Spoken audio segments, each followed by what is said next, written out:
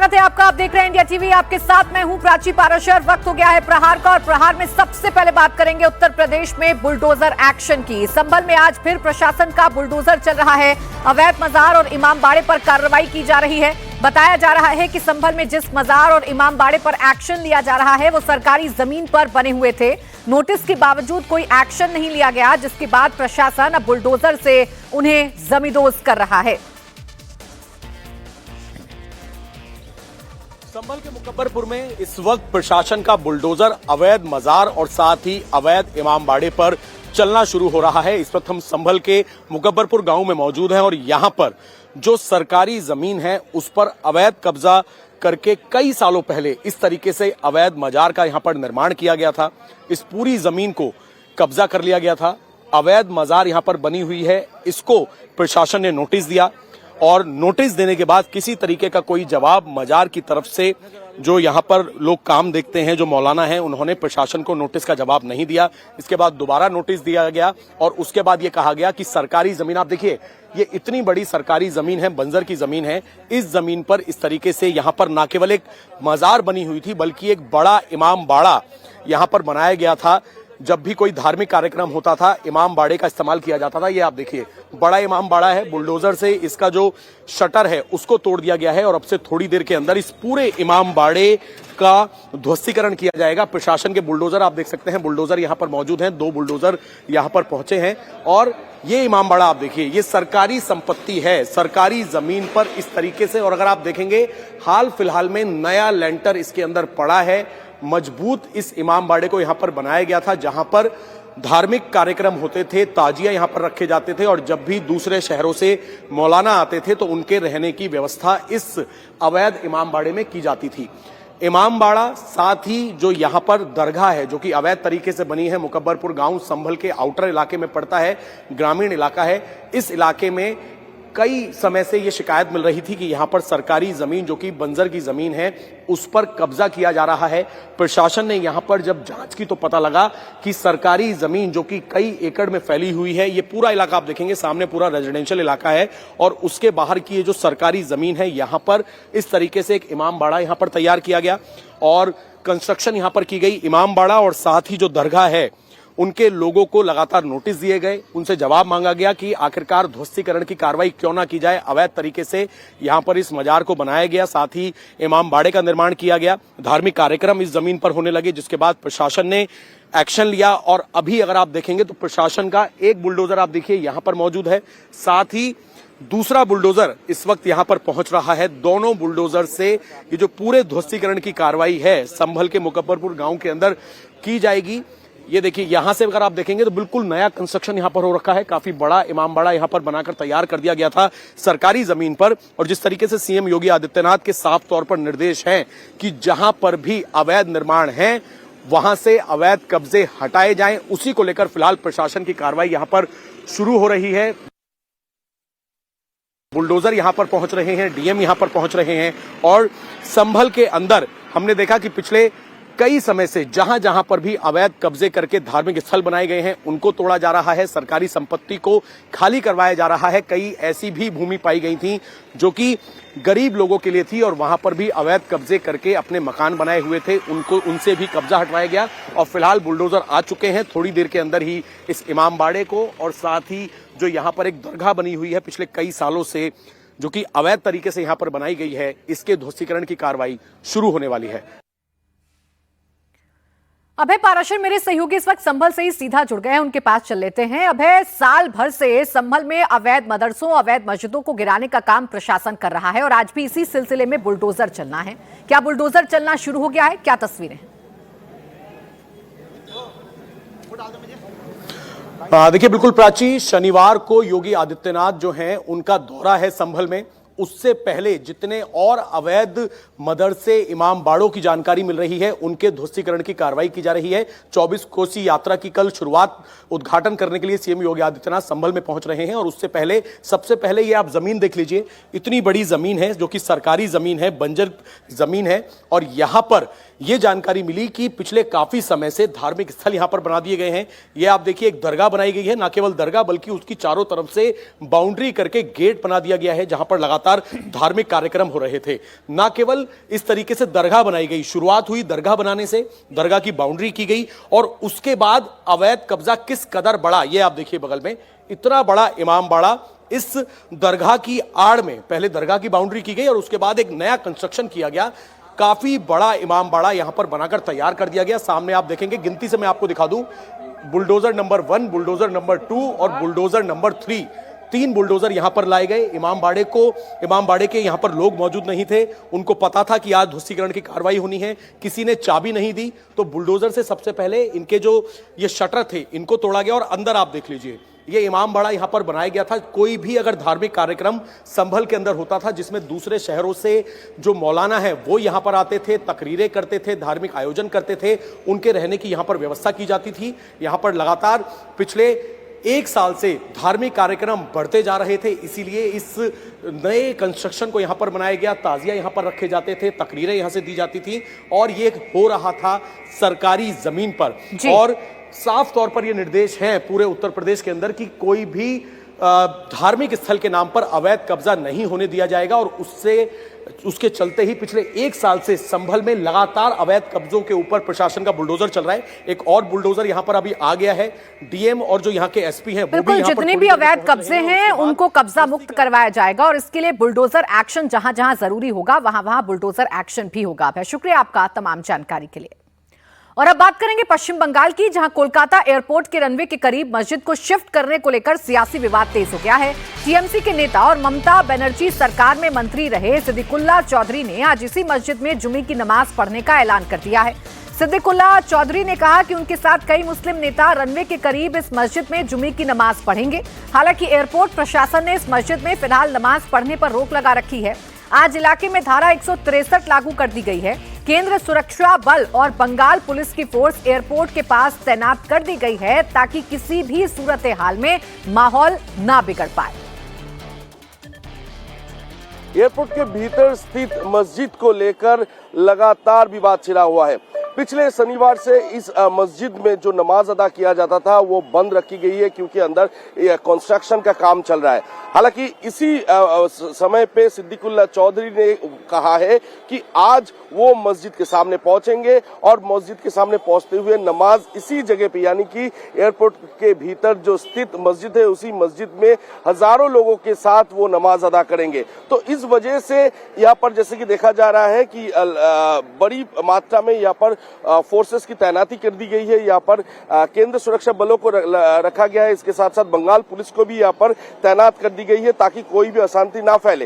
हालांकि सिद्दीकुल्ला चौधरी की तरफ से ये भी कहा गया है कि अगर उन्हें नमाज अदा करने से रोका गया तो वो शांतिपूर्वक तरीके से वो विरोध प्रदर्शन करेंगे। तो देखने वाली बात ये होगा कि वो क्या पहुंचते हैं और पहुंचते हुए क्या विरोध जताते हैं। और इस के लिए जैसे कि देखा जा रहा है सुबह से भारी मात्रा में यहाँ पर पुलिस बल की तैनाती कर दी गई है। और ये वही गेट है जिस गेट को दिखाने की कोशिश करूंगा। इसी 6 नंबर गेट है जो जहां से मुस्लिम समुदाय के लोग नमाज अदा करने के लिए भीतर जाते हैं। तो उसी को रोकने के लिए ताकि कोई भी अशांति ना फैले, इसके लिए भारी मात्रा में यहाँ पर पुलिस प्रशासन की तैनाती कर दी गई है। अब सिद्दीकुल्ला चौधरी ने भारी संख्या में लोगों से नमाज में शामिल होने को कहा है। उन्होंने क्या मुस्लिम समाज के लोगों से अपील की है, ये भी आप सुन लीजिए।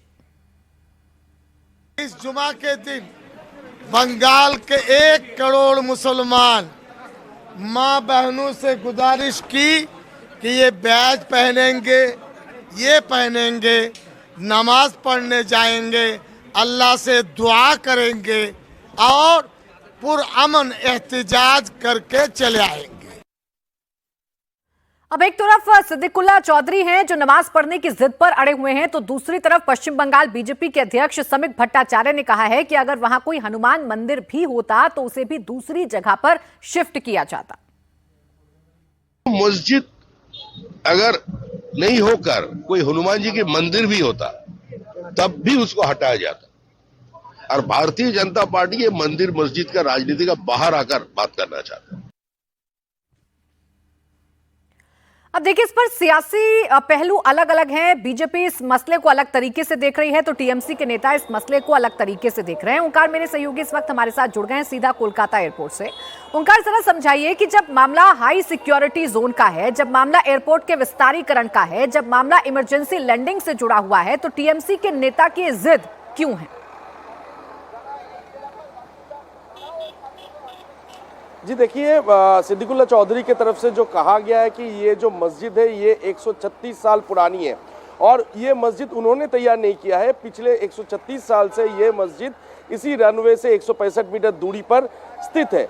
तो अब क्या अचानक से क्या प्रॉब्लम आ गया कि इसमें नमाज अदा नहीं किया जा सकता है, तो इसी के लिए वो अड़े हुए हैं। और उनका जो कहना है, कल उन्होंने जो बात कही है कि करोड़ों लोगों के साथ, करोड़ों मुसलमान समुदाय के लोगों के साथ वो एयरपोर्ट में पहुंचेंगे और एयरपोर्ट के अंदर स्थित जो मस्जिद है उसी मस्जिद में जाकर वो नमाज अदा करेंगे। हालांकि तब से जैसे कि आज सुबह से देखा जा रहा है कि बीएनएस के 163 धारा इस इलाके में लगा दी गई है। एक बार विजुअल दिखाने की कोशिश करूंगा। यहाँ पर ये वही गेट है, 6 नंबर गेट, जिस गेट्स के जरिए सीआईएसएफ बसेस के जरिए मुसलमान समुदाय के लोगों को अंदर लेकर जाते थे मस्जिद में नमाज अदा करने के लिए। हालांकि पिछले शनिवार से ये 7 दिनों के लिए बंद रखा गया है क्योंकि यहाँ पर कंस्ट्रक्शन का काम एयरपोर्ट के अंदर चल रहा है। तो आज जैसे कि ये जिद पर अड़े हुए हैं सिद्दीकुल्ला चौधरी की वो करोड़ों मुसलमान समुदाय लोगों को लेकर वो अंदर जाएंगे और नमाज अदा करेंगे। तो इसमें कोई अशांति ना फैले, इसके लिए पुलिस प्रशासन की तरफ से सभी व्यवस्थाएं की गई है। एक बार विजुअल दिखाने की कोशिश करेंगे। यहाँ पर सीआईएसएफ यानी केंद्रीय सुरक्षा बलों की भारी मात्रा में तैनाती यहाँ पर रखी गई है ताकि कोई भी अशांति ना फैले। तो यहाँ पर भारी मात्रा में पुलिस प्रशासन है, बंगाल पुलिस यहाँ पर है और ताकि कोई भी अशांति ना फैले। यहाँ पर ये विजुअल थोड़ा दिखाने की कोशिश करूंगा कि कितने भारी मात्रा में पुलिस यहाँ पर तैनाती की गई है ताकि कोई भी प्रॉब्लम ना आए। हालांकि सिद्दीकुल्ला चौधरी के साथ हमारा बातचीत हुआ था तो उनका जो कहना है कि वो अगर परमिशन पुलिस की तरफ से दिया जाता है तो ही वो पहुंचेंगे और परमिशन नहीं दिया जाता है तो अलग अलग जो मस्जिद है उसी मस्जिद में नमाज अदा किया जाएगा। फिलहाल के लिए जैसे कि देखा जा रहा है यहाँ पर भारी मात्रा में सुरक्षा कर्मी यहाँ पर मौजूद रखा गया है। और ये जो मस्जिद है, ये मस्जिद जो रनवे है, रनवे से केवल 165 मीटर की दूरी पर है। तो ये कहीं ना कहीं इमरजेंसी लैंडिंग और रनवे एक्सटेंशन का काम इसके वजह से रुका हुआ है। तो इसको लेकर लगातार चर्चा चल रहा है और इसके सूत्रों के हवाले से जो खबर मिल पा रहा है कि एयरपोर्ट अथॉरिटी की तरफ से कहा गया है कि बिल्कुल ये फैसला एयरपोर्ट अथॉरिटी का है, लेकिन इसमें भी सांप्रदायिक चश्मा लगाकर अगर टीएमसी के नेता देखेंगे, जाहिर बात है कि सियासत में उबाल आएगा ही ओंकार, और इस तरीके की तस्वीरें देखने को मिलेंगी ही। बहुत शुक्रिया आपका तमाम जानकारी के लिए। वहीं जुमे के दिन एमपी के भोजशाला में भी हाई अलर्ट है। भोजशाला में जुमे की नमाज को लेकर असमंजस की स्थिति बनी हुई है। हिंदू पक्ष के लोग सुबह सुबह भोजशाला के मंदिर पहुंचे और पूजा अर्चना की। दरअसल धार भोजशाला को लेकर मुस्लिम पक्ष सुप्रीम कोर्ट पहुंचा था। सुप्रीम कोर्ट ने मुस्लिम पक्ष को अंतरिम राहत देने से इनकार कर दिया। कोर्ट ने मध्य प्रदेश सरकार को मुस्लिम समाज को जुमे की नमाज के लिए भोजशाला मंदिर के पास खुले में अलग जगह देने को कहा, लेकिन सुप्रीम कोर्ट के आदेश की कॉपी अब तक ना तो प्रशासन को मिली है और ना ही दोनों पक्षों के पास पहुंची है। इसलिए नमाज को लेकर असमंजस की स्थिति भोजशाला में बनी हुई है। माननीय सुप्रीम कोर्ट ने जो आदेश दिया था और हाई कोर्ट के आदेश को यथावत रखा है, जिसमें स्पष्ट है कि भोजशाला मंदिर है और मंदिर में पूजा यथावत रहेगी। साथ ही नमाज को लेकर कोर्ट ने कहा है कि भोजशाला परिसर के बाहर कहीं अन्यत्र जगह पर स्वतंत्र मतलब खाली जगह पर नमाज की वैकल्पिक व्यवस्था की जाए। तो ये तो स्पष्ट है कि भोजशाला परिसर में नमाज नहीं होगी। और चूंकि इस विषय को लेकर पहले भी विवाद बने हैं, उसको लेकर 1935 में जब पहली बार नमाज यहाँ पर हुई थी और 38 में पुनः बंद हो गई थी, तो 1942 में धार के जो राजा हैं उन्होंने इस विवाद का निपटारा करने के लिए एक मस्जिद का निर्माण किया था जिसका नाम रहमत मस्जिद है। तो वो बख्तवर मार्ग में आज भी है। तो क्यों बार बार इसी विषय को लेकर विवाद बनाना ये तो ठीक नहीं है। और जहाँ तक रहा सवाल का, तो नमाज का कोई विरोध नहीं है, नमाज का विरोध नहीं करते, पर चूंकि भोजशाला मंदिर है तो मंदिर परिसर में तो नहीं होना चाहिए। अनुराग अमिताभ मेरे सहयोगी इस वक्त जुड़ गए ज्यादा जानकारी के साथ। अनुराग, आज की स्थिति है क्या? असमंजस अभी भी बरकरार है या कोई वैकल्पिक व्यवस्था मुस्लिम समाज के लिए प्रशासन ने की है नमाज पढ़ने के लिए? देखिए, निश्चित तौर पर अभी धार की जो हालात हैं वो हाई अलर्ट पर हैं। तनावपूर्ण सिर्फ इसलिए हैं क्योंकि सुप्रीम कोर्ट ने जो मध्य प्रदेश सरकार को जो कहा था कि जल्द अज जल्द मस्जिद वो मंदिर के आसपास जगह उपलब्ध कराई जाए। दरअसल सुप्रीम कोर्ट के जो आदेश की प्रति थी सुबह तक पहुंची नहीं थी। अभी कुछ देर पहले जब कलेक्टर से इंडिया टीवी की बात हुई है वो आदेश की कॉपी आ चुकी है।